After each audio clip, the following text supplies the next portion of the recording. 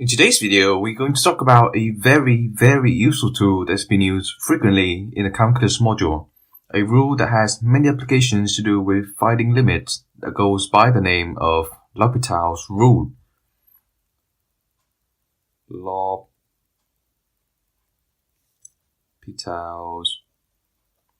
rule. L'Hopital's rule. So, what does L'Hopital's rule tell us? Well, L'Hopital's rule allows us to figure out limit of a function, in particular functions which end up being in indeterminate forms. Forms such as 0 over 0, infinity over infinity, or 1 to the power of infinity. So let's say you're doing an exam and you got given a questions that tells you to find limit of a function. Let's say limit of f of x over g of x as x tends to infinity. And I'm sure what you would do to solve these questions is to plug x as infinity in the function to work out the limit. However, instead of getting a specific number, you get these undefined forms, which means that you're nowhere near the correct answers. Well, to do this, we're going to use L'Hopital's rule by differentiating both numerator and denominator to first eliminate the indeterminate form, then plugging in x value to evaluate the actual limit.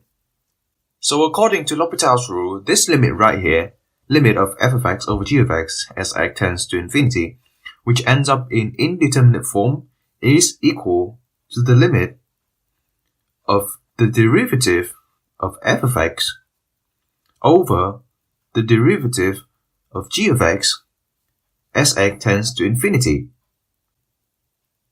So, if you find this concept complicated, don't worry, it will become much more straightforward after I show you some examples.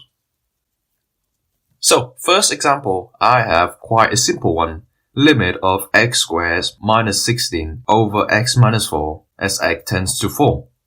So if we plug x equals 4 in for the fraction, we'll get 16 minus 16 over 4 minus 4 equals 0 over 0, which is an indeterminate form. But in this case, you don't have to use L'Hopital's rule. You can just simplify the fraction using basic skills. Okay, let me show you how. So we got limit of x squared minus 16 over x minus 4 as x tends to 4 equals limit as x tends to 4. So we can notice that x squared minus 16 can be factorized into x minus 4 times x plus 4 over x minus 4. From there, x minus 4 cancels out with x minus 4, and we got left with x plus 4. Limit of x tends to 4. And now we can substitute x equals 4, and we get 8.